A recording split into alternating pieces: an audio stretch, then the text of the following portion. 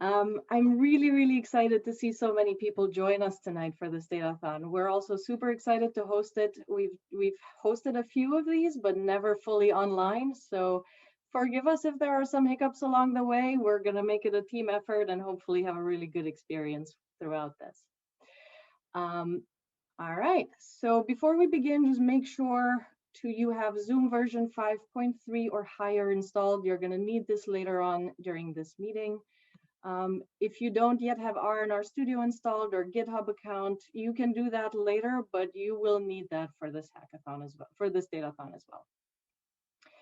Also, you may want to join the Our Ladies Philly Slack, as that's where all of the communication is going to happen. And quick note here before we begin. So there is a little link here at the bottom, the Slido link. I don't know if everyone can see it. So if you go to this link and enter this number, you can enter your questions throughout this entire session, and I can ask those questions during the Q&A. So feel free to add your questions over there. All right. So before we begin, quickly, I'll go over the agenda. It's going to be a fairly packed session today, so hopefully we'll get through it all. We'll spend a couple minutes going over intros and announcements, and then we will spend a good chunk of the first hour letting our partner introduce the topic and why this work matters. We will then have a little bit of Q&A, a little break, and then we'll go into the logistics for how this Datathon is going to work, what kind of data we're going to be working with. And then in the last half an hour, we'll go into breakout rooms, basically split into teams and get started with the work.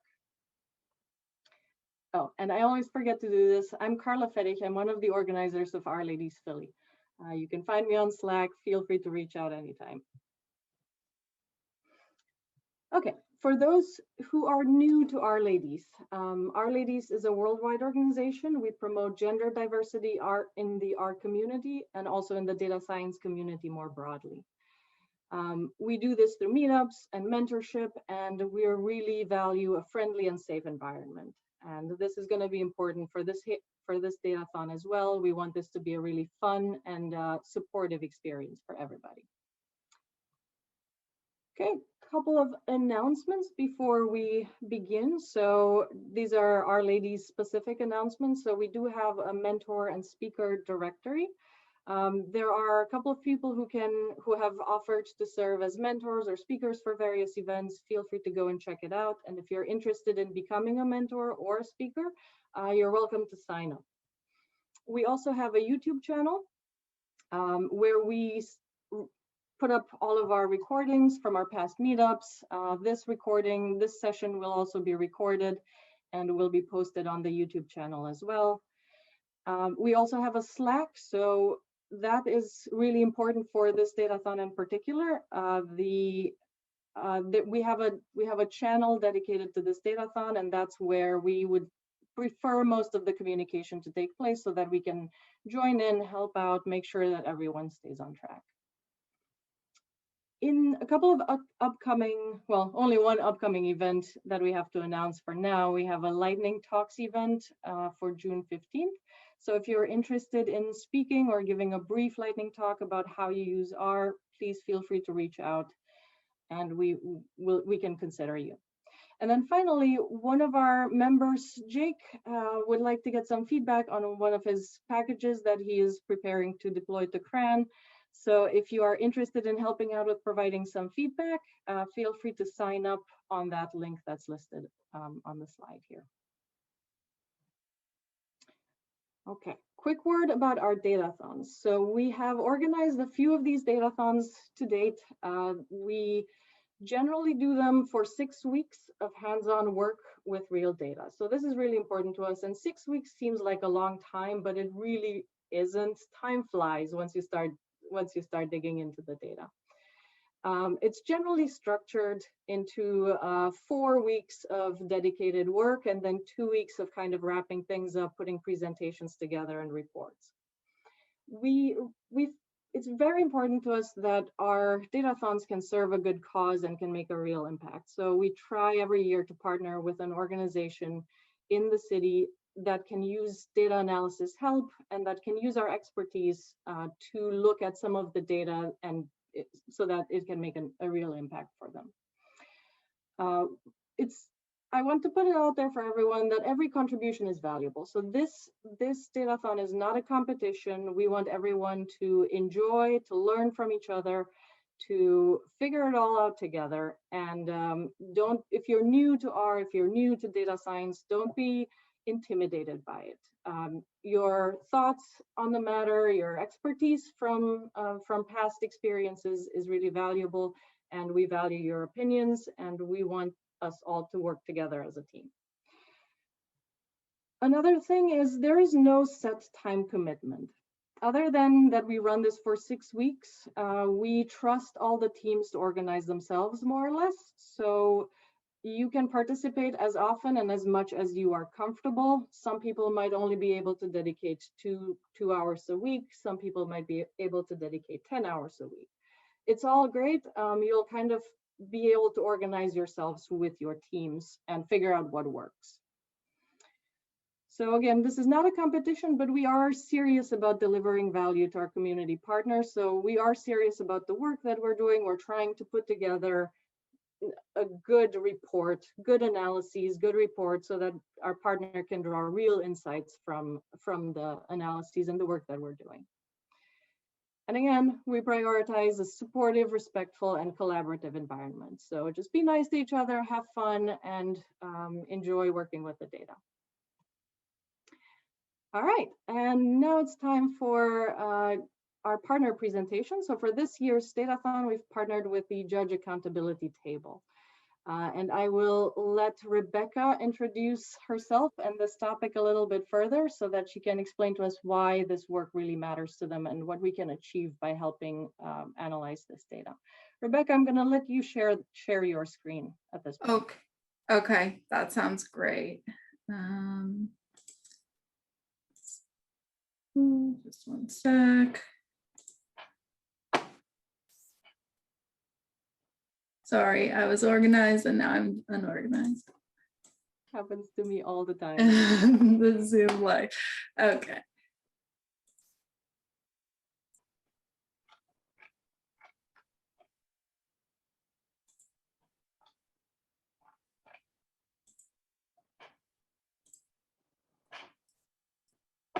Okay. You're seeing my PowerPoint, I hope.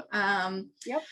Okay, great. So first, I want to say thank you so much for having me, and especially for your work and for participating in this Datathon. This is something that we, as the Judicial Accountability Table, not the Datathon specifically, but the data and learning from the data is something that we've been hoping to do for years now, and have been, slowly working with partners who've been able to connect us to the technical knowledge that we need to do that. And now this is really a culmination of that, I think, or maybe a beginning of a next phase of that. And so we are super, super appreciative for your help. So I think just to give a quick outline, I'm going to first just talk about some really basic structure of the courts in Philadelphia to sort of set the stage. Then I'm going to speak a little bit about the JAT and who we are, what we do. And then I'm going to talk a little bit more about the data, the dockets that you'll be working with, and some of the terms that you're going to be seeing and how they actually play out in real life. I probably won't cover every question that you'll have about that, but will be available, myself and other members of the JAT throughout the Datathon, to be able to answer those questions as well. Okay. So this is just a very simple outline of the court system in Pennsylvania. You've got your minor courts down at the bottom. In Philadelphia, we are special, and we call ours the Philadelphia Municipal Court. Everywhere else in the counties, they have magisterial district courts. There are some differences, but in general, those minor courts do low-level offenses and preliminary hearings, which I'm going to talk a little bit about later. There are also some types of like small money civil cases that go into those lower courts. Next, you have the Court of Common Pleas. That's the main trial level court in all of the counties, including in Philadelphia, for both criminal and civil cases. And then you've got appellate courts. The Superior Court is where you appeal your cases from the Court of Common Pleas. The Commonwealth Court is a special beast that deals with cases involving government agencies. And then the Supreme Court is the top dog, just like in the federal system, we have a Supreme Court in the state system.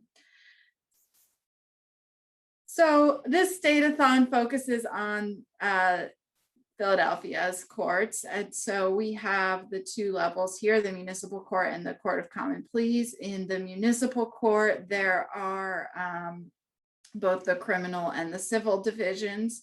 The criminal division of municipal court hears cases that involve only misdemeanors or summary offenses, which is like even lower than a misdemeanor. And it also hears preliminary matters relating to felony cases. Their preliminary hearings are where the government, the Commonwealth, needs to make an initial showing that they have what we call probable cause, that they have some evidence that the person did the crime. It's not the final trial, but that they have some reason to think that this person did the crime. And if that's the case, then the judge will allow it to move on to the Court of Common Pleas. But a lot of things are misdemeanors, so a lot of things actually get done in municipal court, so that's quite important. And then there are civil cases that are also important, like especially landlord-tenant eviction cases. That's not what we're dealing with here, but also important in the world. And there's traffic court, which has now been moved into municipal court. And then Court of Common Pleas is the higher level trial court. So this is where you're going to have all the trials or other types of adjudications of cases that involve at least one felony. If your case involves only misdemeanors and it's been decided in municipal court, you can also appeal that for a whole new trial in the Court of Common Pleas. And then there are all these other issues, which again are kind of outside the scope of this datathon, but there are civil case trials if someone sues each other over a contract or property, family law issues of custody and child dependency if the, if there's an allegation of abuse or neglect, all different things like that. Okay, and so leading toward what the JAT is, we have elected judges here in the Commonwealth of Pennsylvania. Common Pleas judges are elected to 10-year terms, municipal court judges to 6-year terms. And you can see there's some basic requirements. You have to be a lawyer, you have to live in Philadelphia, but otherwise pretty much anyone can run. And so this, people differ on whether this is a good idea to elect judges or not. I think I can make a pretty compelling argument why it's not a good idea at all. But this being our system, it does give us this opportunity as activists and as people in the city of Philadelphia to have a say in who these folks are who are making all these decisions that really impact people's lives. But unfortunately, for those of you who voted in Philadelphia, you have probably had the experience. I've certainly had the experience of walking into the ballot box or getting my mail-in ballot now. And there's just a long list of folks who are running for these positions, and you haven't heard anything about any of them. These are very low information elections. That means that they're rife for involvement of special interests. The Democratic Party and their endorsed candidates are very powerful. And there's a lot of luck involved of who gets picked. Today was actually the day, they call it the coffee can of destiny, where they pick the numbers of the ballot positions out of a coffee can.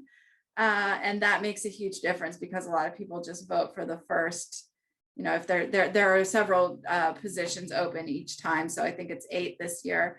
They pick the first 8 or whatever, and we can do better than that. So I will, when I stop sharing my screen and this presentation moves on, I'll actually put some links in the chat because this is the year that we have judicial elections. And so for the primary, which is coming up, the primary is basically when the vacancies get filled because, nobody runs as a Republican in Philadelphia.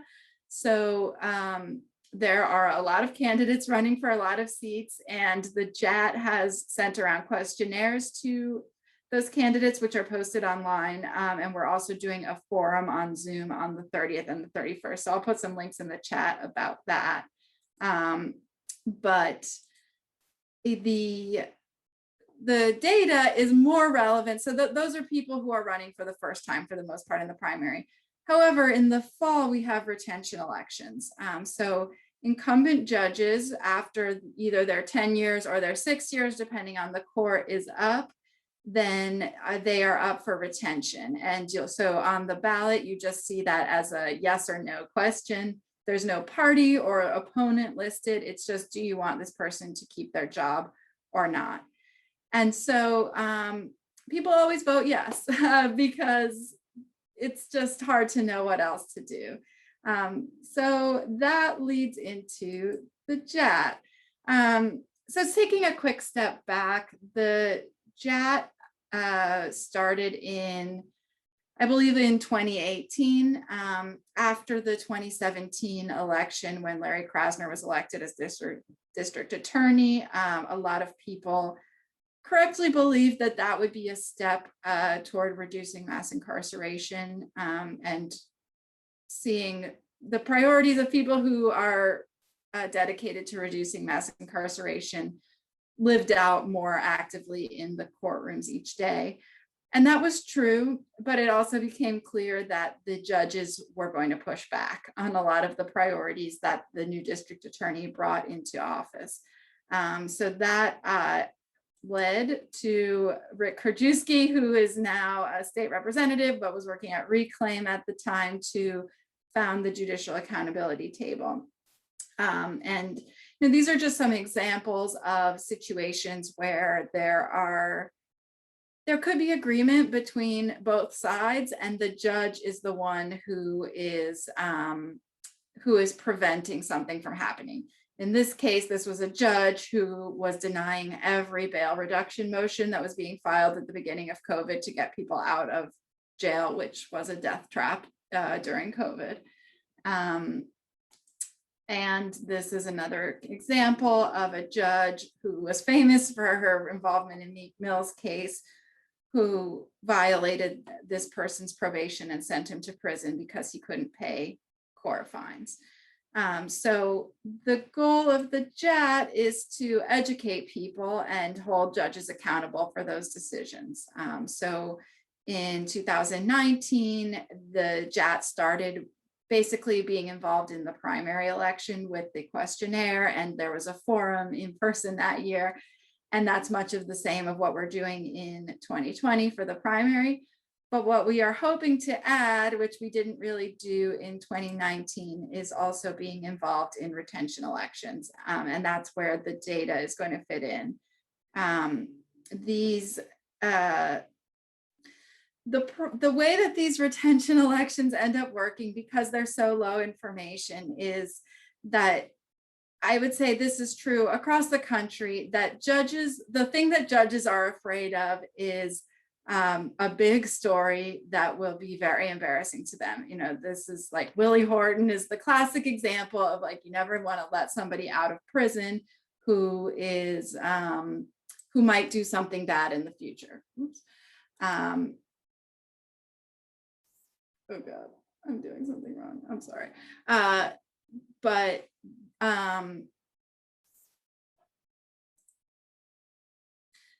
Yeah, and so other examples of that, I think cases where judges have been held accountable across the country include, like in Iowa, after their Supreme Court held that it was unconstitutional to prohibit gay marriage, then there was an effort to recall those Supreme Court judges. On a different note, you may have heard about the Brock Turner case out in California, who was a swimmer at Stanford who raped a young woman named Chanel Miller, and he got a very light sentence, and that judge was, there was a recall campaign against that judge. And recall is a little bit different than retention, but basically same idea. So I think this really creates a problematic negative incentive for judges, right? Like they never want to have something bad happen, never want to let someone out where something bad is going to happen. But what judges do is make a million tiny decisions every day that have an enormous impact on people's lives in the criminal context, in other contexts like landlord tenant, family law. And we need to be able to see sort of the scope of what they're doing to properly hold them accountable and not just rely on these kind of one-off decisions that create the wrong incentives for judges. So that's where the data fits in. The JAT also has a court watch program, which is helping us gather qualitative data, stories about judges acting racist or judges who are really understanding and wonderful in court. But the data is going to really add depth to that and allow us to compare judges and say, like, this isn't just sort of random one-off incidents. There really are differences between the way that these judges are handling cases. So we are very excited about that. And the timing is great because, as I said, those retention elections are happening in November at the regular general election time of this year. So we have plenty of time to take this data and like find ways to present it in a compelling way to our community. I'm talking and the chat is going off, but I think I'm going to keep going and then take questions at the end. But Carla, feel free to jump in if that's not good. Yep, we'll do questions at the end. Okay, great. Okay, so then I just wanted to give some basics as you're looking at these dockets to try to help you understand like what the data actually refers to in real life. So this is an unartful chart, as you can see. I am not a technical person, but just to explain what happens when someone gets arrested. So you get arrested.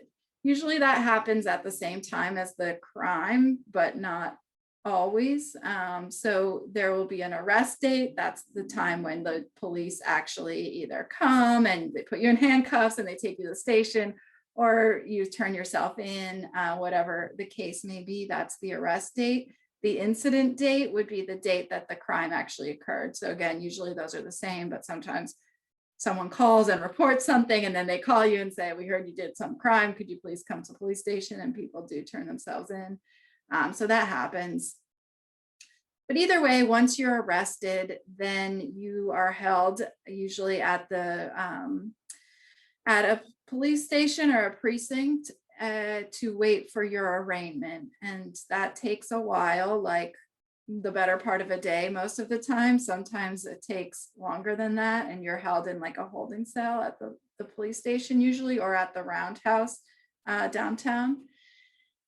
But eventually you get on a video screen and you go in front of an arraignment court magistrate. This person is not a judge. The arraignment court magistrates are appointed by the judges, but not elected by the public. And that person arraigns you, which basically involves like reading some of the charges out. You might have seen it on Law and Order. You entered the initial plea and then sets bail for the first time. So you'll see on the docket an entry that says set if there's bail set at that time, or not, if not.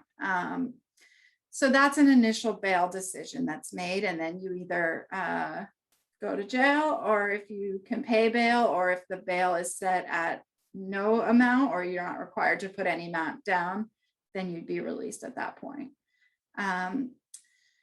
So if your case only involves misdemeanors, and just to give you a sense of like what is a misdemeanor versus a felony, obviously misdemeanors are the lower level, the felonies are the higher level. But a lot of the crimes that you might think of happening, like theft of an amount, what is it like? I think it's an amount under $500. That's a misdemeanor. A larger theft would be a felony.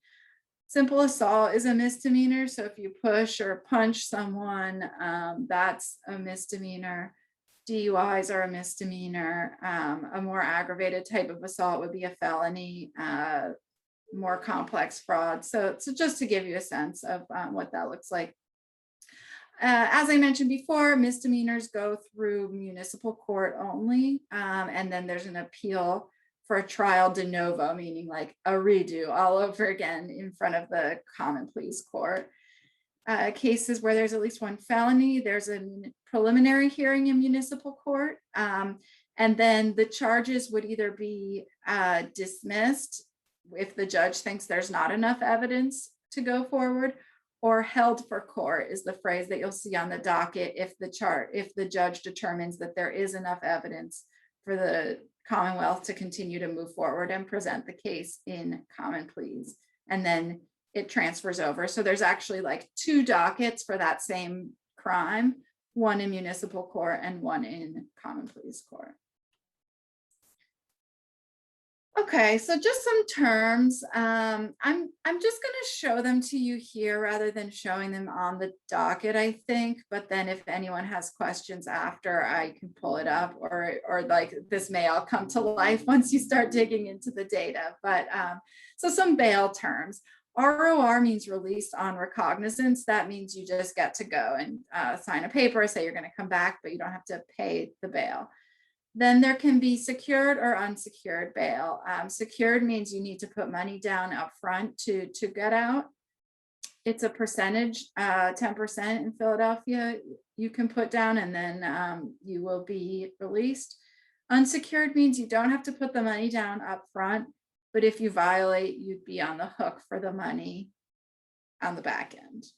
And then you'll see some different bail actions on the docket. So set bail is setting the original bail. But then later, as the case moves along, the judges can make different actions relating to bail. And that's going to be important because that initial decision is done by the arraignment court magistrate, as I said. But then the judge, who are the ones that we care about for the purpose of this exercise, can act on bail going forward. So the judge can revoke bail. That means, say you're no longer allowed to be out on bail, you go back to jail, we'll give you the money back, but you're going back to jail and we're gonna just keep you in custody for the rest of the hearing, or rather the pendency of the case. Reinstate would be the opposite of that, would be to give it back, and then increase or reduce just relates to the money amount that's needed. The grades of offenses, so summaries are the lowest level offenses. Most traffic tickets are summary offenses, like if you run a stop sign, something like that. Also some very low level retail theft can be a summary. Then, and those are really not even crimes technically. Then you have so misdemeanors, 1 is the most serious and 3 is the least serious. Same for felony, you got F1, F2, F3, with F1 being the most serious and F3 being the least serious. And this is all like, you don't guess which crimes are which, it's all in the statute, and you'll see it on the docket next to the name of the crime. Okay, so disposition means what's the outcome of the case, or rather of each charge should have a disposition if the case is finished. That means what happened in the case. So I mentioned held for court. That's not really a final disposition, but that's a municipal court disposition that allows the court to move to, that moves to Court of Common Pleas. Dismissed means the judge throws it out either because there's not enough evidence or because the Commonwealth is not doing what it needs to do to move forward with the case. So you'll see on the docket either dismissed lack of evidence or dismissed lack of prosecution. So lack of prosecution means like the witness who was supposed to testify that the person did the crime didn't show up 3 times in a row, they'll throw it out. Null prost and withdrawn are basically the same thing, and that means the prosecutor decided not to go forward in the charges and just withdrew them. Guilty plea, somewhat self-explanatory. You plead guilty. That could be, you could plead guilty to all the charges. You could have a negotiated guilty plea where you agree to plead guilty to one charge and the prosecutor will withdraw the other charges. And that's a conviction. That has the same result as being found guilty after trial. Nolo contendere means that you're not admitting that you did it, but you're agreeing not to fight the charge. So it actually has the exact same effect as a guilty plea, but you don't have to say, I did it. And then if you go to trial, there'll be a decision. You'll be adjudicated guilty or not guilty. And a trial can be held in front of a judge or in front of a jury, but either way, guilty, not guilty. Okay, great. Then we've got docket statuses over here. So this is for like the whole, and sorry, just to back up slightly, is that each docket typically relates to like one criminal incident, but there will be multiple crimes on it. So the disposition aligns with each crime should have its own disposition at the end of the day, whereas the docket status relates to the case as a whole, which all kind of moves as one, even though there are multiple charges. So an active case is active. It means there's still hearings going on. Right now, because of COVID, like pretty much anything that was active a year ago is still active. They're still sort of like scheduling placeholder status hearings until people can go back to court. Closed means it's finished. Either it was dismissed or there was a guilty plea, whatever the disposition was has now happened, and it's over. Inactive, usually you see when the person has a bench warrant. So that means that the defendant didn't show up for court. And at that point, like the judge will enter a bench warrant, meaning there's a warrant out for that person. If they encounter the police are going to see the warrant in their system and they're going to be brought in. And then at that point, the warrant will be lifted and they'll, whether they're released or they stay in jail, the case will get sort of like back on the docket. But while the person is in the wind, it's inactive. And adjudicated is relates is that you typically see when the person has been accepted into a program, specifically into ARD, which actually I should have put on the list of dispositions, which is accelerated rehabilitative disposition. It's a program, and when you complete the program, the case gets dismissed. So when you've been entered into the program, but you're still completing it, it's adjudicated. All right, I'm a little short on time. Okay, so real quickly, sentencing, confinement is prison or jail, and you'll see it as a range almost in Pennsylvania, basically all the time. So you'll see like 8 to 23 months. 8 is the minimum, 23 is the maximum. The person will be eligible for parole to be released on parole at the 8 months. And then if they're released at that time, they'll serve out the full 23 on parole. But they could also be denied parole, and then they'll have to serve out the full 23 in jail or prison. Probation means you're not in jail, but you're required to meet conditions, do check-ins. And some terms that are important here: a detainer drops when someone is in jail and is believed to have violated their probation. And that's what VOP stands for, is violation of probation. So for example, if I'm on probation, and this is a big issue, I'm on probation for drug possession for a year, and then I'm arrested. I'm alleged to have gotten in a fight with my mom, and I'm picked up. Even if they would normally release me on bail for the fight with my mom, a detainer is going to drop, because if I committed a crime during that fight, that would be a violation of my probation. And my back judge, meaning the judge who was the judge for my prior case, is going to ultimately decide whether to keep me in jail during the whole pendency of my new case, waiting to sort that out to decide whether I actually did violate my probation or not. This is a huge issue. It keeps people in jail for long periods of time on minor charges. And the hearings where that gets determined are called Gagnon 1s and Gagnon 2s after a case about it. IPP is intermediate punishment. This is a drug treatment thing where you are basically sentenced to prison, but you can do drug treatment instead. No further penalty means you were convicted of the crime, but you don't actually have any more sentence. And merged means you were convicted of multiple crimes with overlapping elements. So you're just going to get sentenced on one of them and not on the other ones. Ooh, I'm done. Excellent. Right on time. Okay, I'm going to stop share. Miracles. Okay, I'm ready for your question. Let me share my screen because we do have a couple of questions and they are ordered here in the order of votes that have come in on them. So we can start from the top and then kind of go down. Okay, great. Why 10 years? I don't know. I think that's the I think it's the Pennsylvania Constitution probably, but I don't know exactly. I think there's always this balance between, you don't want judges to be like, we probably don't want them to be too accountable because we want them to be independent, right? But we want some level of accountability. I think that's the typical balance, whether it's working well or not. I guess I gave my spiel on why not, probably. Okay, is there a way of seeing judges' records?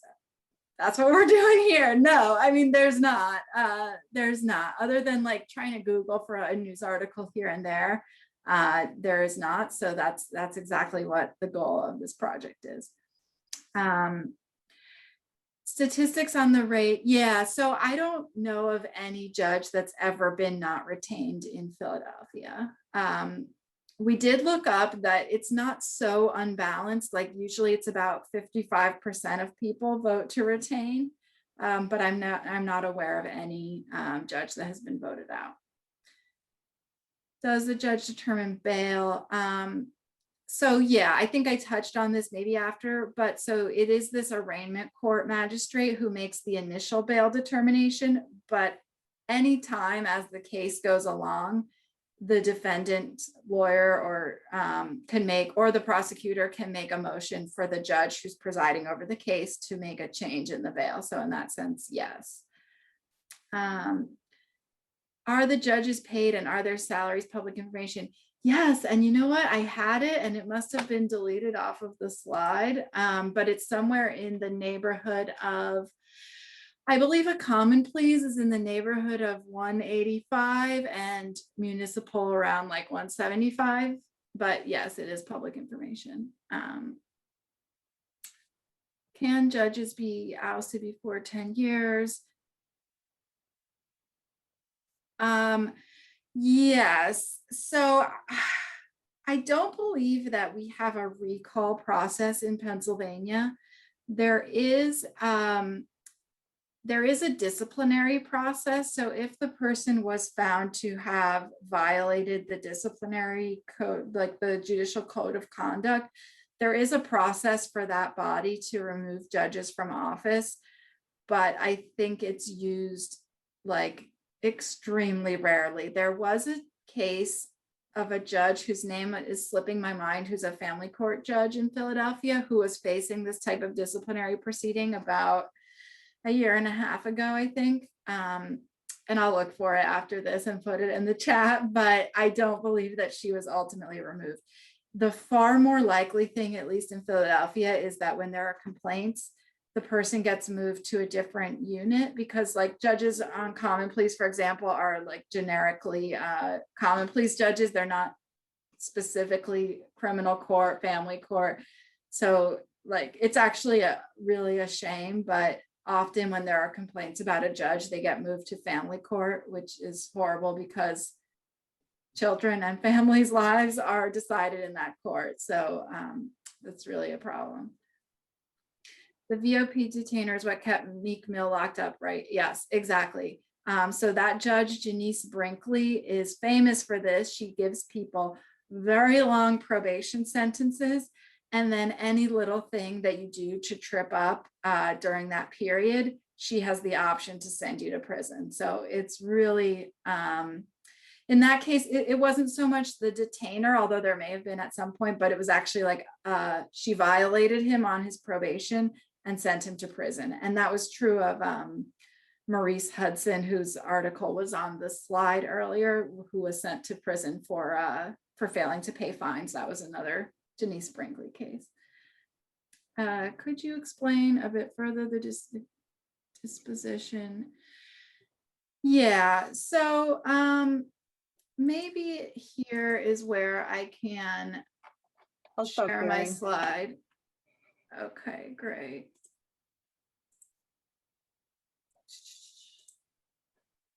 So this is a docket. And so you'll see there's a docket number. And so this is the number that goes to this entire docket, which is the entire case. And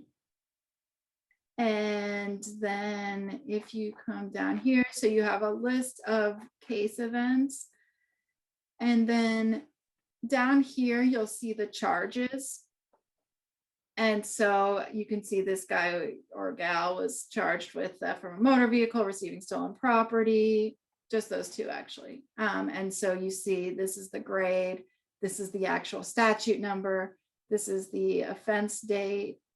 And then there's going to be a disposition for each charge. So you see a guilty plea, and then there's a sentence. Their person was sentenced multiple times for the same reason because there was a probation violation. But so that's the disposition, guilty plea for the theft. And then the receiving stolen property was null prost. So that's the disposition for the receiving stolen property. So that's like the outcome on each charge. Did they get convicted or not, basically, although there's sort of these various gradations on that charge. The docket status, I don't think you see on the docket itself. You see it like in real life. I'm sure in your data it looks different, but in real life, you see it like when you look up a whole list of dockets, it would be next to there. And that's basically like what's going on with the case more so than the outcome of the charge. Like, is it still in process or is it finished? Are the basics of like active and closed are really the two main statuses, with then inactive meaning that the case is basically on hiatus. So that just tells you whether it's finished or not what was the outcome. Sorry, this is kind of complicated. Okay, great. No problem. Okay, we're doing great.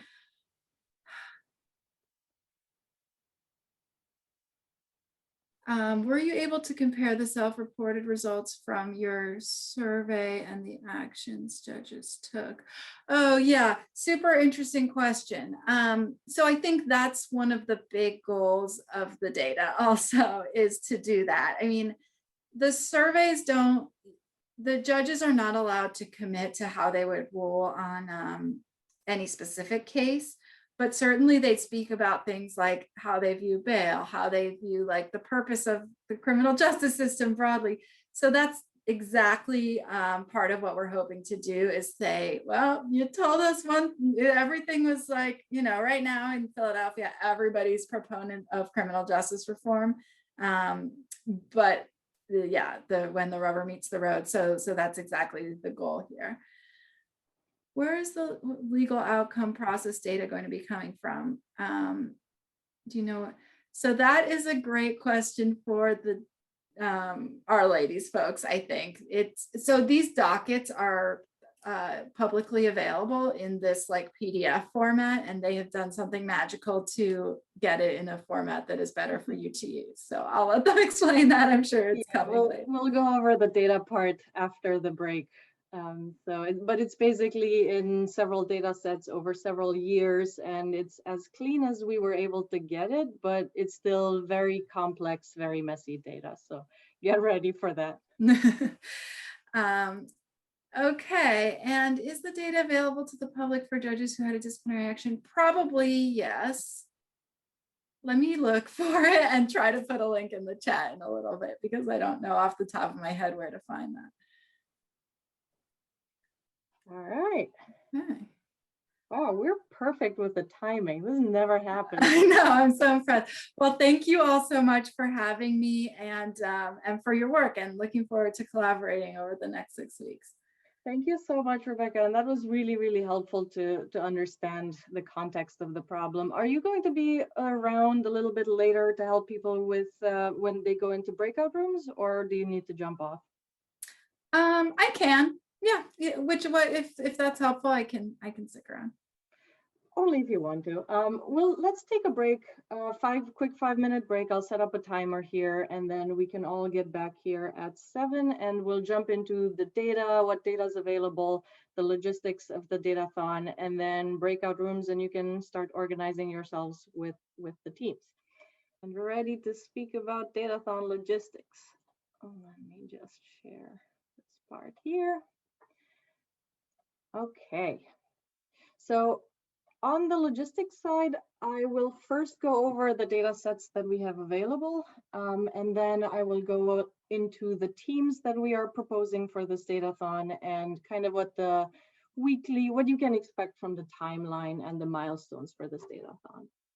So for the data that we've made available for this datathon, thank you, Jad, for making this data available, and Joy, who's here, has put in a ton of work trying to get it organized and clean for us. So we have 3 data sets. One is the defendant docket details data set. So all the data sets come as CSV files. You can find the links to download these CSV files on the GitHub repository. This data set contains details about a docket. So I described it here as a case, but basically all the offenses that are listed in relation to an arrest, as Rebecca described. So this data set also includes basic demographics on the defendant, the history of the case, so the actions that the docket has gone through, and this is at a fairly broad level. So data variables that you'll see inside this data set are an identifier. So this is docket ID, and you can use this one to merge across the different data sets. So this is a unique docket identifier, and you can combine different data sets based on that. Then there are defendant demographics. So we have gender, race, and date of birth. Just so you know, we have de-identified all of the dates that are in the data set. So date of birth has been reduced to the year of birth. So all the dates have been reduced to January 1st of the year of birth. We also have variables like arrest date, disposition date, and the status name for the docket. So if it's decided, if it's active, if it's closed. And we also have information about the court and representation for the defendants. So we have information on the municipality name, the court types, so if it's Court of Common Pleas, and if the defendant had a public defender or a different type of representation. There are more variables in this data set than are listed on this slide, but this is I just wanted to give you a gist of what this data set contains. We have 10 years worth of data that are available for this datathon.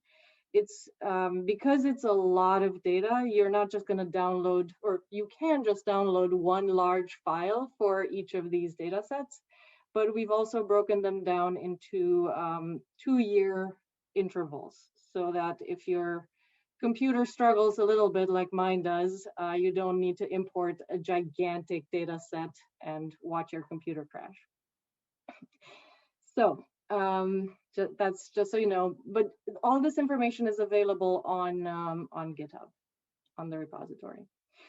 The second data set is information on offenses and dispositions. So this data set is also split into, you can download the full data set, or you can download several years at a time. This data set includes information on the offenses that appear on a given docket. So you can have multiple offenses related to a given docket ID. Then it includes description of the offense, as well as dispositions and the sentence that was given for each offense. So information, the variables that are included here, again, there are more variables in the data set than are shown here, but these are the more important ones, but feel free to have a look. So we have docket ID, you can merge data sets based on this. You have description of the offense. For each offense, there's going to be a different line. So this is a long data set, things like burglary. And then you have the grade that Rebecca mentioned. So you have F1 or M1 or those other indices.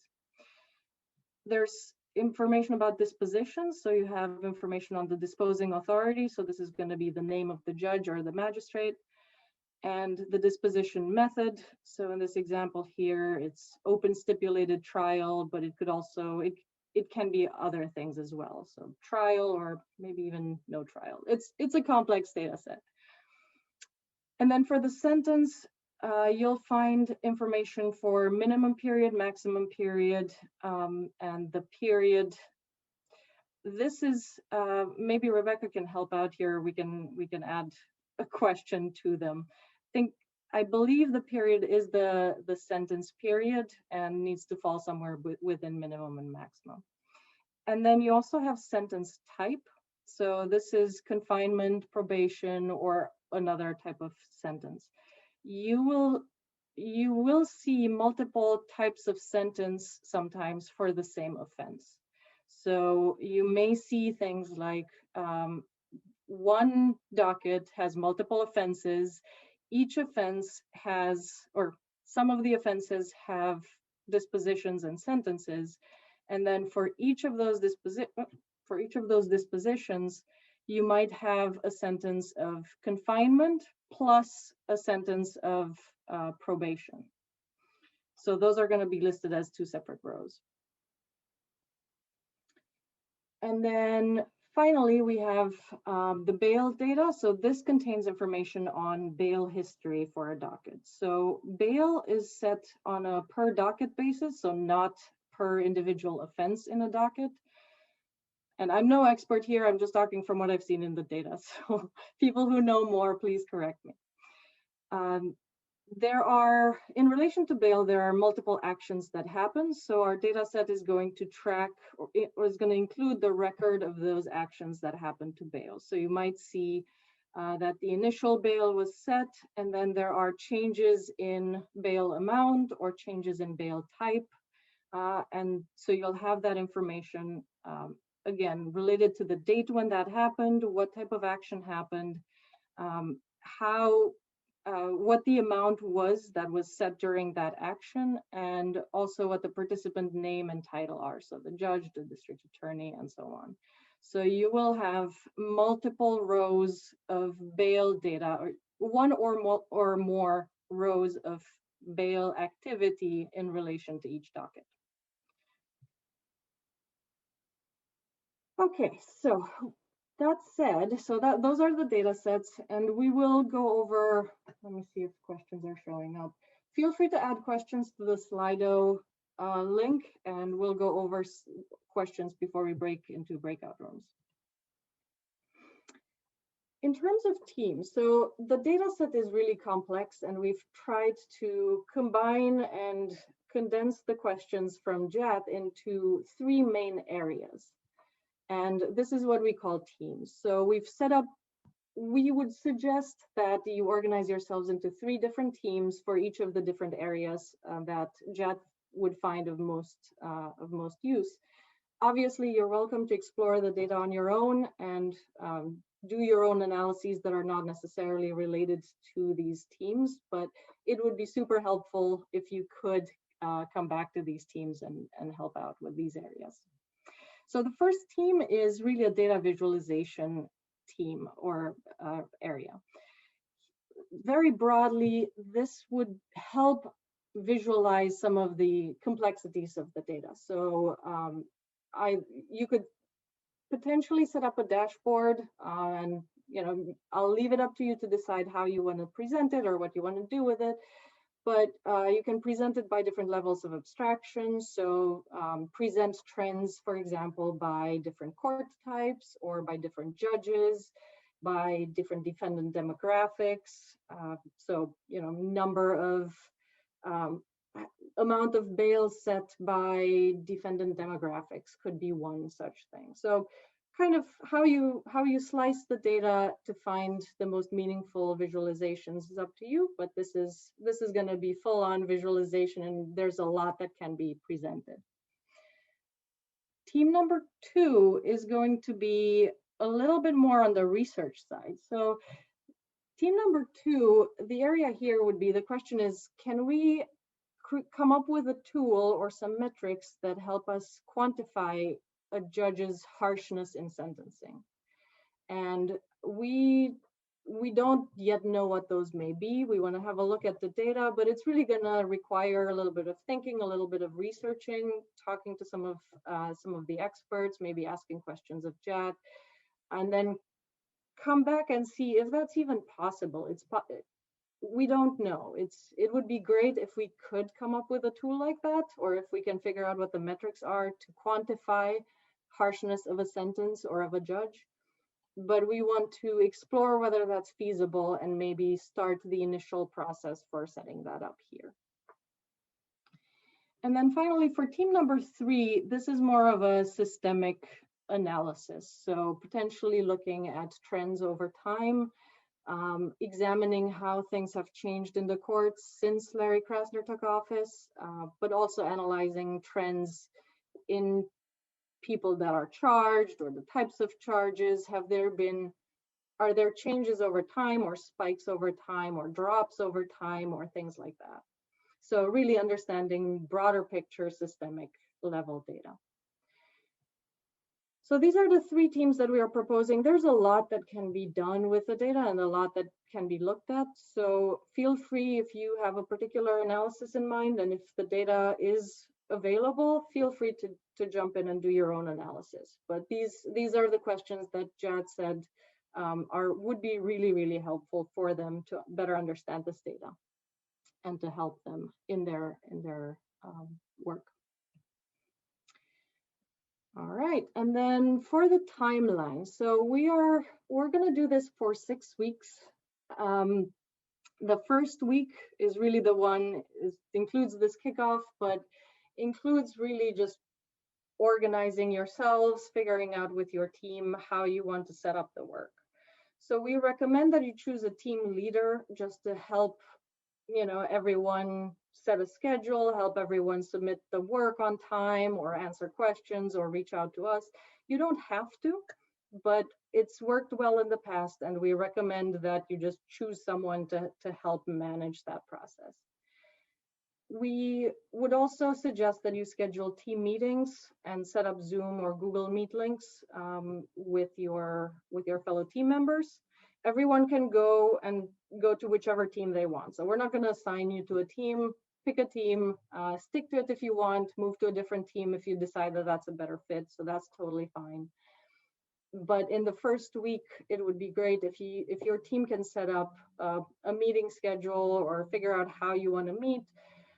If you want to meet over Zoom and you need a Zoom that will allow for longer periods of time than 45 minutes, reach out to us organizers and we're happy to set that up for you.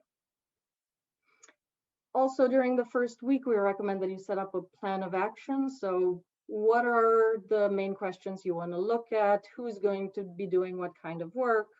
That sort of stuff. And then make sure that everyone on your team is set up with Slack, Git, R, and RStudio, as these are the main tools that we're going to be using. In the next phase, so the next phase is really a period of about 4 weeks or so when you're really just going to be jumping into the data, exploring the data. There's going to be a lot of questions that will come up, and that's totally fine. We have things set in place for you to be able to ask questions, get the answers you need.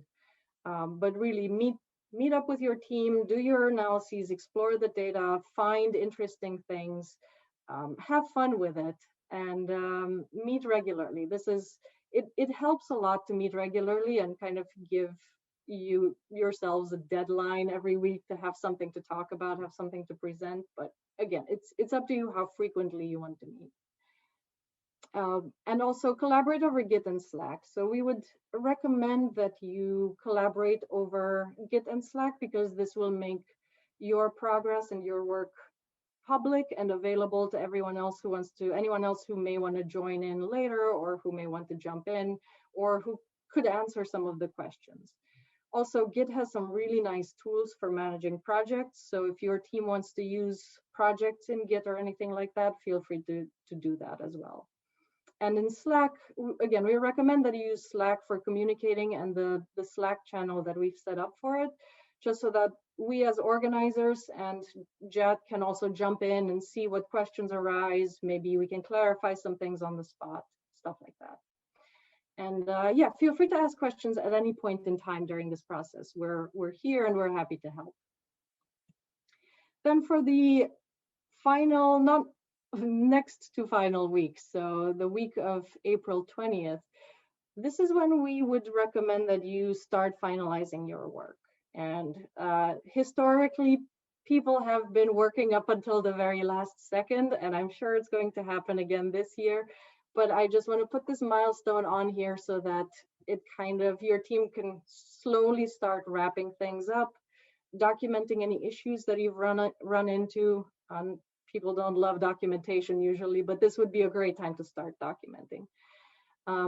Also list any assumptions that you've made in your analyses, and start drafting and finalizing some presentations and the report.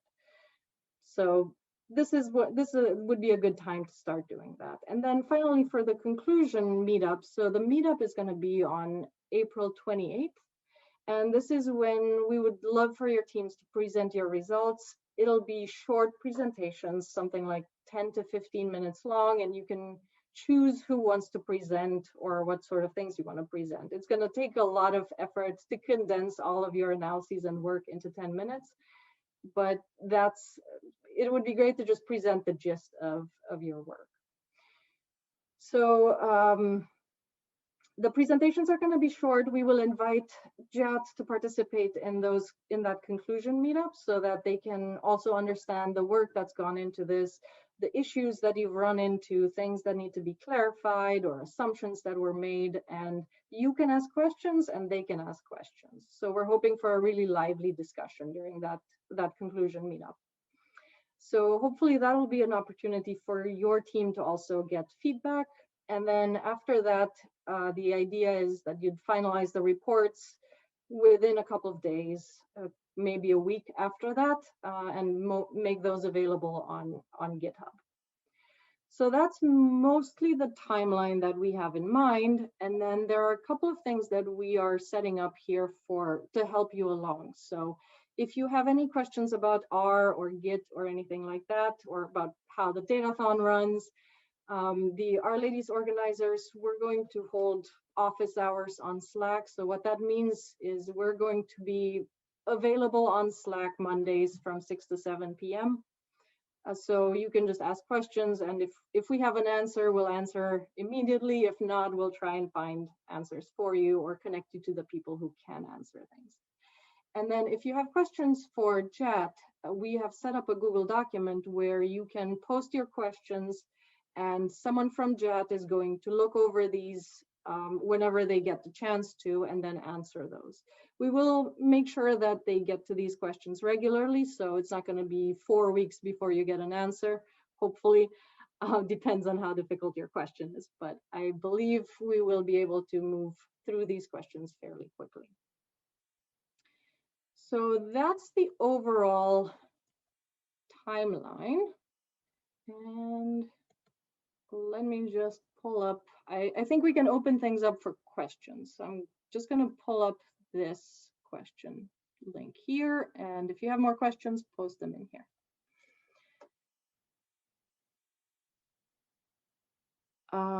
Are we aware of any previously reported methods to evaluate judge harshness? So I am not. Maybe I'll ask Rebecca if she is aware of any such methods. If not, we may have to start doing our own research. I think there have been some, there's been some data published by like the Philadelphia Inquirer published some data on length of probation sentences specifically. So I think like length of sentence, both probation and incarceration, there's been sort of some publishing of that, but I don't think in a very detailed way that would really break it down by grade and all of that. All right. Yeah, so it sounds like we'll have to do a little bit of research ourselves, but there may be some work out there that we can reference. Is there any supplementary info on the severity of charges? So yes, there is. So, well, we do have the grade of the charges and we have the description of the charge, but there's no additional information on that. You may have to do a little bit of research based on the description in that case to see if you can further categorize, I guess, the severity of the charges.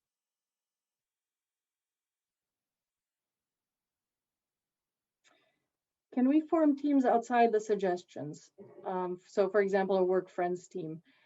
You can. I would recommend against it though. I would suggest it's usually more fun when things are blended and people really share and learn from others outside of their normal environment. So yes, you can form a team outside the suggestions.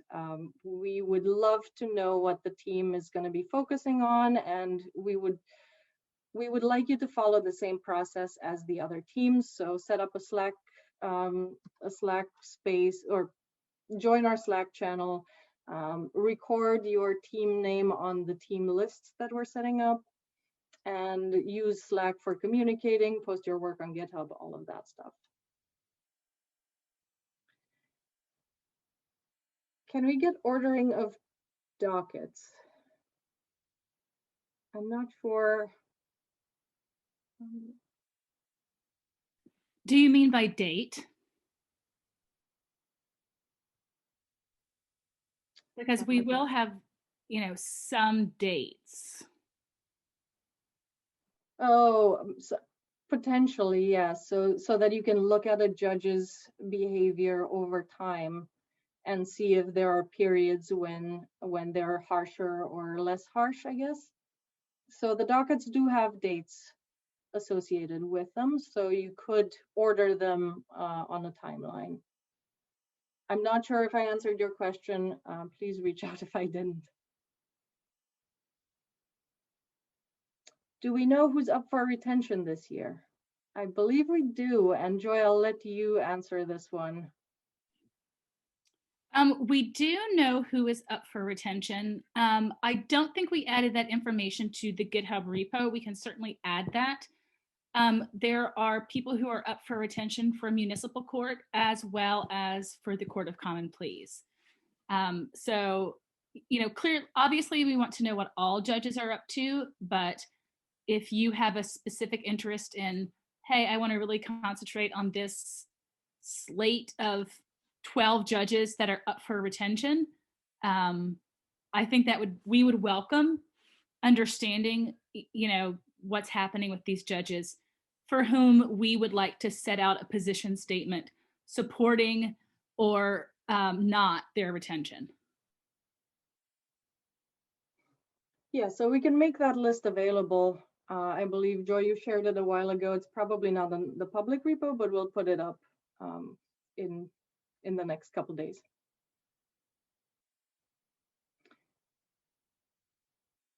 Can we get the ages? So you could calculate the age based on the year of birth. So you're not going to get the age to the granularity level of day, but you should be able to calculate someone's age or the defendant's age at the time of arrest, for instance, based on the year of birth and the date of the arrest. So the date of birth is in there, but it's de-identified in the sense that we've just reduced it to the year of birth. So you're not going to get day and month of birth. So it should be doable.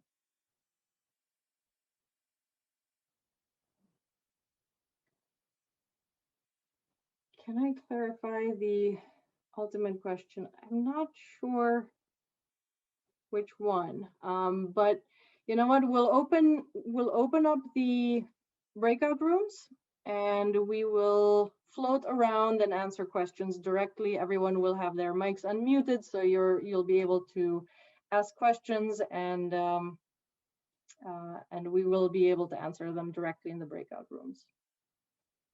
Oh, speaking of breakout rooms, one more thing. So you will, once I make breakout rooms available, you'll notice that we will have 3 breakout rooms for the teams and then 2 additional ones for support.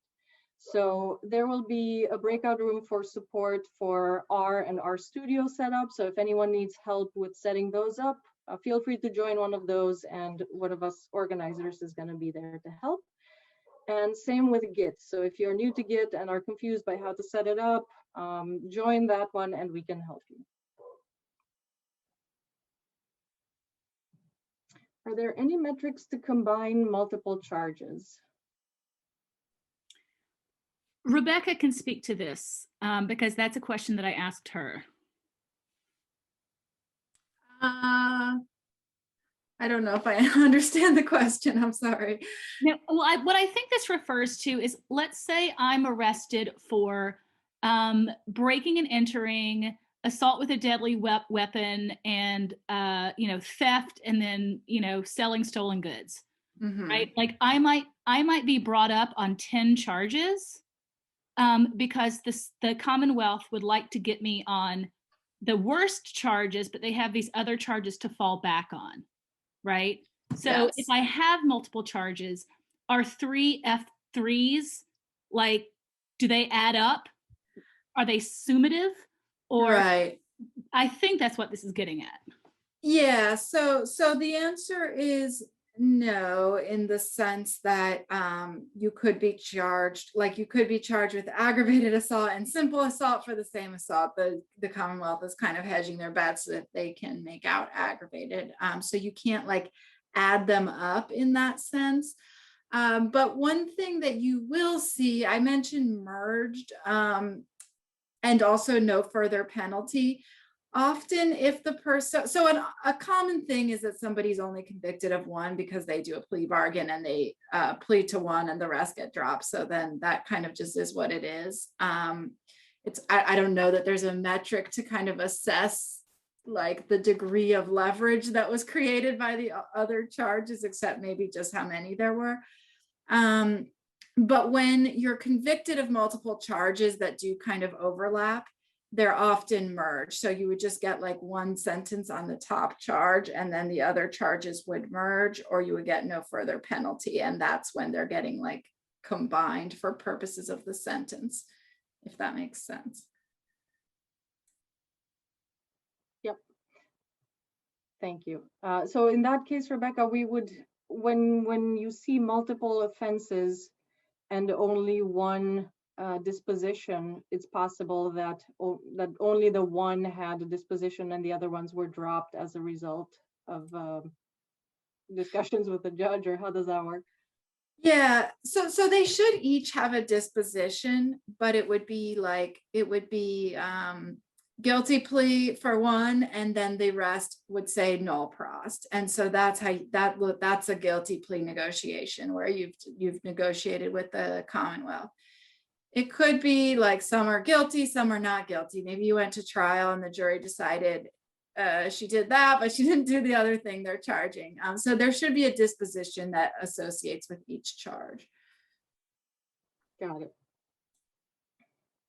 Okay, let's see. Is there any way to detect repeat defendants? That's a tricky one. I don't believe in our data set here you would be able to do that. We have de-identified the data sets to remove names. So there wouldn't, Joy, correct me if I'm wrong, but there wouldn't be a way to detect repeat defendants in this data set. That is correct. Yep. So not for the purposes of this datathon. The data is available, or the data is public, and I know Jat and Joy are working really hard with some of this data directly with directly for JET. So if you're interested in joining that effort on an ongoing basis, feel free to reach out to Joy. But I think for the purposes of this datathon, we have removed names and we are not able then to track who's a repeat defendant.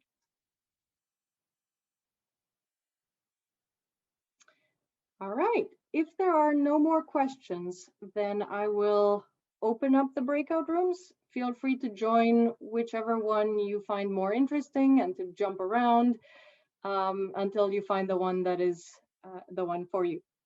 And as organizers and some of our representatives from JET are going to be floating around and trying to help out and answer questions. So